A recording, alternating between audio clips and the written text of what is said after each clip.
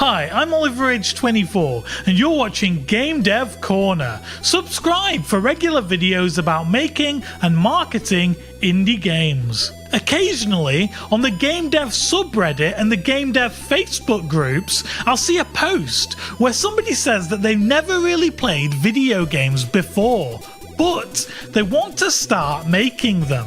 They're usually asking if it's a problem and will it hold them back. I've got quite a strong opinion about this, but there are two sides to the argument. I recently had this same discussion with people at work, and some of them had varying opinions as well. I'm of the opinion that if you are a gamer or you've previously played video games, then you're going to be better at designing, making, and testing video games than you would be if you'd never played a video game before in your life. On the opposite side of the argument, if you have no knowledge or experience with something, then there's a belief that you might think of it in a new or fresh way. You might have ideas that somebody who is biased by knowledge and experience might not have thought of. I actually agree with this and think that it's a very valid argument and that sometimes it might be the case. I think it's a wild card though,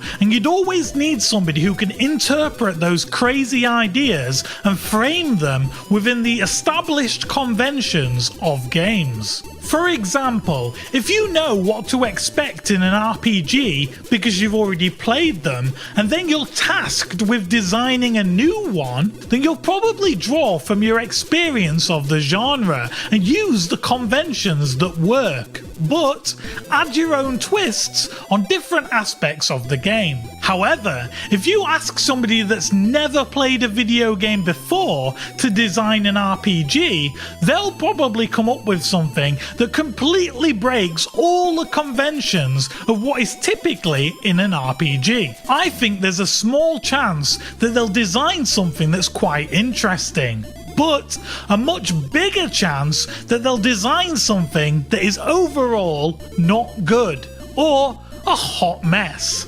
I think if you're part of a bigger team, it makes more sense, because that way you want to have as many different backgrounds and as diverse a team as possible to make the best possible game. Now, here's another situation in which this might be a problem. If you take two people, one who has never played video games before and one who has played video games before, and you get them to design a really simple standard game feature like saving and loading, you might have an issue. The one who has not played video games before is not going to know what is expected by players. They don't have any experience with those systems, so they don't know which ones are good and which ones are bad. Maybe they'll design things in a way that players would completely not expect. Like, instead of saving and loading as you would in a modern save system, maybe they'll show a password on the screen and the player is supposed to write the password down and then type it back in again to load their progress at a later date. Now, in some games that might be quite quirky and fit quite nicely, but in most other games it's just going to cause needless friction for the player. If you've never used those systems before, you wouldn't know how annoying and impractical that is for the player. I think that games can be broken down into smaller components, systems, and mechanics. Some of those smaller parts have been refined and perfected and evolved through the history of gaming. I don't think that we need to completely reinvent them.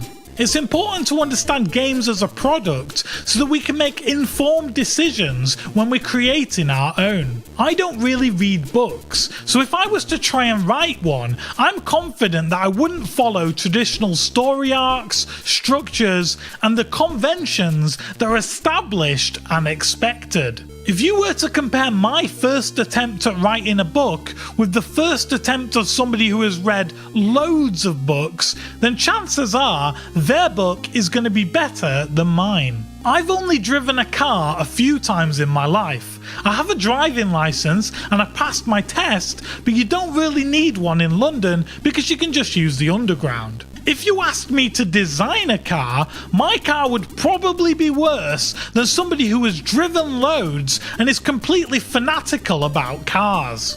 You've probably seen memes about how there's no such role as an ideas guy in the games industry. This is because ideas on their own are kind of worthless.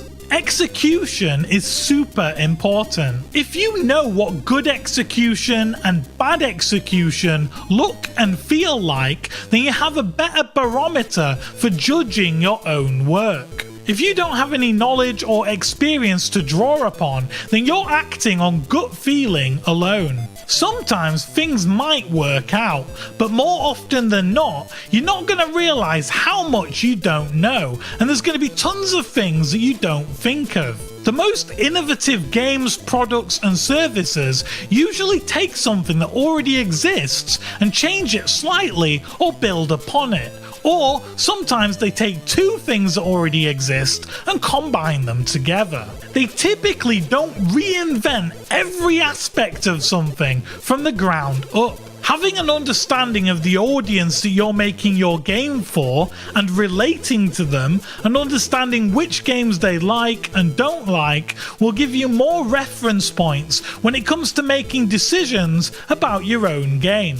Even when it comes to QA and playtesting, I think that having a really good understanding of how games should function and what the player should and shouldn't be able to do will make it a lot easier for you to give constructive feedback and find bugs. Surely, you need to understand how something should work in order to know if it is broken or working as intended. You also want to test your games on a variety of different skill levels. If somebody plays your game that has never played games before and they say that your game is too difficult, you don't know if the game is actually too difficult or if it's just because they don't have experience at playing games. There's a popular quote that goes, "You have to know the rules in order to break them." I think this applies completely to video games. You need to know what is possible and what is expected in order to know which things to do differently and which things to do the same in your game. Ultimately, I think that non-gamers can bring a fresh perspective and new ideas to gaming. But I think if you put them head to head with somebody who has experience playing games, they'll lose more often than they'll win.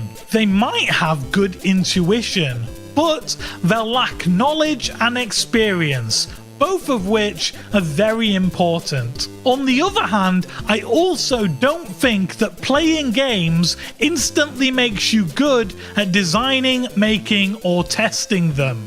Just like listening to music doesn't make you good at writing songs. Reading books doesn't make you good at writing them.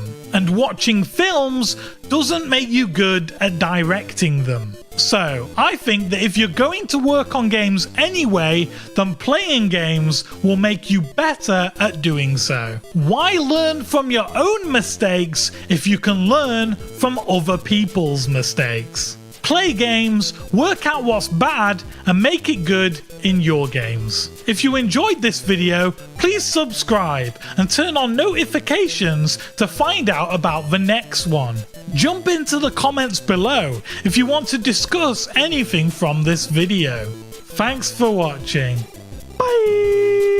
I am potato, I am potato, I am potato. Jesus, you're malicious. I am potato, I am potato, I am potato.